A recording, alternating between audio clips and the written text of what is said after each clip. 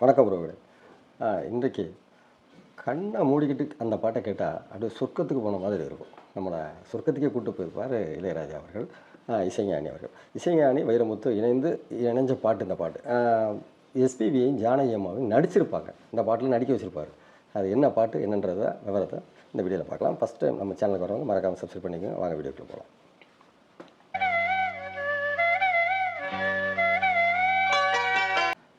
1984 வந்த படம் கொம்பேரி முகன். இந்த படத்தில் வைரமுத்து இளையராஜா சார் 2 பேரும் ஒன்று சேர்றாங்க. இந்த படத்திற்கு அவங்க 2 பேருடைய காம்பினேஷன் ரொம்ப அற்புதமாக இருக்கும். நம்ம எல்லாருக்குமே நல்லா தெரியும். அவங்க ஒரு குறைந்த ஒரு 7-8 வருடங்கள் ஒன்றா இருந்தாங்க. அந்த ஒன்றா இருந்த அனைத்து பீரியட்லேயும் அற்புதமான பாடல் கொடுத்தவங்க. ஸோ அவங்க இந்த படத்துக்கு அப்போ ஒன்றா இருந்த டைம். ஸோ அந்த பாட்டுக்கு எழுதுகிறாங்க. இந்த படத்தோட சிச்சுவேஷன் பாருங்கள். அவர் கொஞ்சம் ஒரு ரவுடி, ஒரு பழி வாங்குறதுக்காண்டி அந்த ஊருக்கு வந்துட்டு போகிறாரு தியாகராஜன்.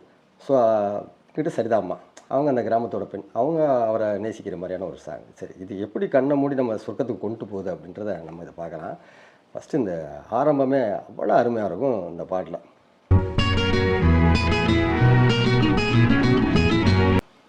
ரோஜா ஒன்று முத்தம் கேட்கும் நேரம்,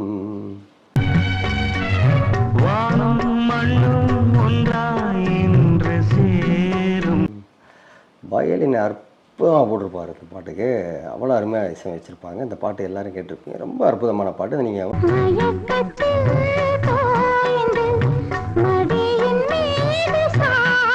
நைட்டு தூக்கம் வரல, நமக்கு ஒரு மாதிரி மனக்கலக்கமாக இருக்குது அப்படின்னா இந்த பாட்டை போட்டு விட்டிங்கன்னா அவ்வளோ அற்புதமாக இருக்கும்.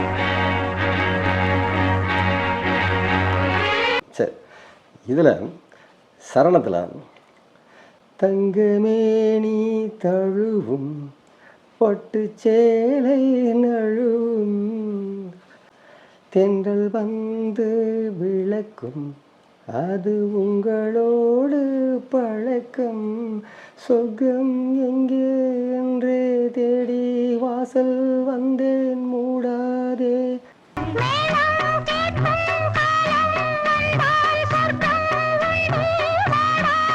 அள்ளிப்பூவின் மகளே கண்ணித்தேனை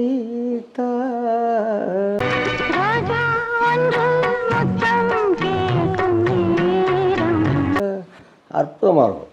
அந்த ஒரு அவர் எஸ்பிபியோட வாய்ஸு அதை 2வது இந்த இது அடுத்ததில் ஆரம்பிப்பார் பாருங்கள். ரோஜா ஒன்று முத்தம் அப்படின்னு அவர் பிரித்து அடித்து போட்டிருப்பார். பிரித்து மேய்ஞ்சிருப்பாரு தான் சொல்லணும். இந்த பாட்டை நீங்கள் ரசித்து கேட்டிங்க அப்படின்னா அவ்வளோ அற்புதமாக இருக்கும்.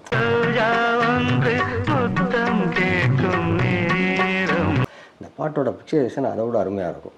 எப்படின்னு கேட்டிங்கன்னா, இது நம்ம ஃபஸ்ட்டு நீங்கள் இப்போ புதுசாக கேட்டிங்க அப்படின்னா ஒரு கமலஹாசனுக்குள்ள பாடலாக தான் நமக்கு தெரியும். கமலஹாசன் மாதிரி ஒரு பெரிய ஸ்டார்களுக்கு ஒரு ரொமான்டிக்கான சாங் போட்டிருக்காரு ராஜா சார். அந்த மாதிரி தான் நம்ம நினைக்க தோணும்.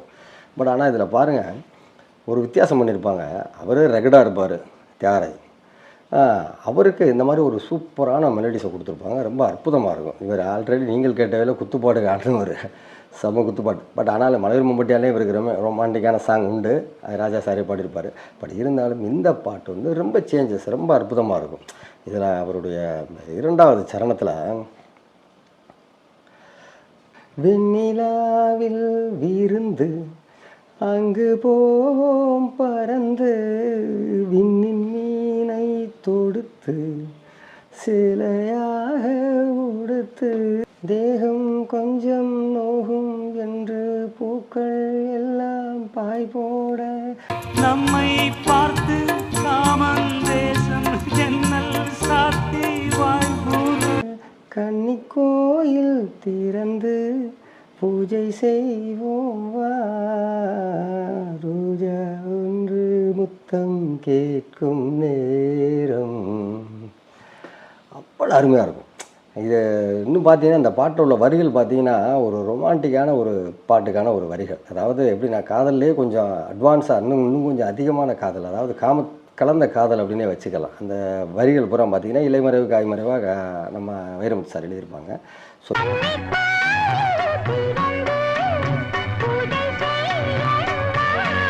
இதை இவங்க பிக்சர் பண்ணியிருந்தால் எப்படி வேணாலும் பண்ணியிருக்கலாம். பிக்சரேஷன் கண்டிப்பாக இது படமாக்கப்பட்ட விதம் உண்மையிலேயே பாராட்ட வேண்டிய விஷயம். ஜெகநாதன் அவரை டைரக்ட் பண்ணியிருப்பாங்க. ஒளிப்பதிவாளர் கோபிநாத்னு யாரோ நினைக்கிறேன். பட் ரொம்ப அற்புதமாக பண்ணியிருப்பாங்க அந்த படத்துக்கு, இந்த பாட்டுக்கு ஒளிப்பதிவு. அதாவது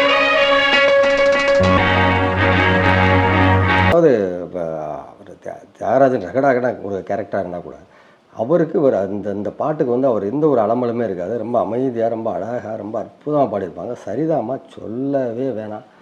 கண்ணுலேயே நடிச்சிட்டு போயிடும் அந்த அம்மா. ஸோ இதில் இவங்களுக்கும் எஸ்பிபி சார் அவங்க 2 பேர் நடிப்பை காட்டல. எஸ்பிபி சாரும் ஜானகி அம்மாவும் நடிக்கிறத பார்த்தா அத்த அள்ளிப்பூவின் மகளே கன்னித்தேனை தாஹோ ஒன்று முத்தம் கேட்கும் நேரம். அப்பா அள்ளிட்டு போயிடுவார். இந்த பாட்டு வந்து இப்போயும் இவ்வளோ உயிரோட்டமாக இருக்கிறதுக்கு இன்னொரு காரணம் பாருங்கள். நிறைய பாடகர்கள் வந்து நிறையா இப்போ வந்து பதிவேற்றம் பண்ணிக்கிட்டு இருக்காங்க இல்லைங்களா. புதுசாக அந்த பாட்டை போட்டு இந்த பாட்டை ரீக்ரியேட் பண்ணுறதுக்கு ரொம்ப அருமையான ஒரு பாடல். இந்த பாட்டு வந்து அற்புதமாக பண்ணியிருப்பாங்க. இந்த பாட்டு இதே கமல்ஹாசன் பண்ணியிருந்தாருன்னா கண்டிப்பாக நல்லா பண்ணியிருப்பார். இருந்தாலும் இன்னும் கொஞ்சம் ரொமான்ஸாக பண்ணியிருப்பார். அது ஒத்துக்கிட்டு ஆகணும். ஏன்னா ஆனால் அப்படிலாம் போகாமல் இந்த பாட்டை நீங்கள் வந்து கண்ணை மூடிட்டு கேட்டிங்க அப்படின்னா விண்ணில் மீது பறந்து அதான் சொர்க்கத்துக்கு கொண்டு போகிறோம். அந்த வரிகள் பூராமே அப்படி தான் இருக்கும்.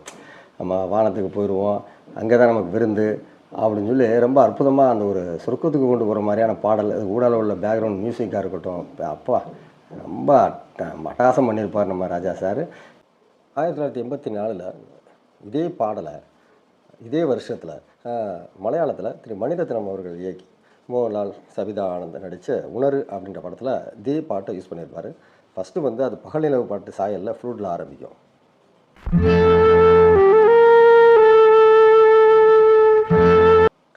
அப்படியே சங்கதியை மாற்றி சூப்பராக அந்த பாட்டை கொடுத்துருப்பாரு. இது ஜானகிமா பாடியிருப்பாங்க.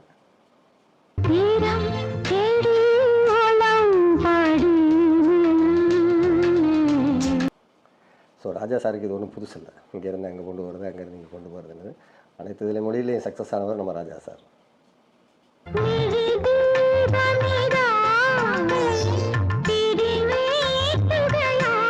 இதில் வந்து வைரமுத்து ராஜா சார் 2 பேரும் சேர்ந்து இந்த பாட்டை கொடுத்துருந்தாங்க. இந்த பாட்டுக்கான உயிரோட்டம்ன்றது வந்து பார்த்திங்கன்னா எஸ்பிபி சார் ஜானகி தான், அதில் மாற்றமே கிடையாது.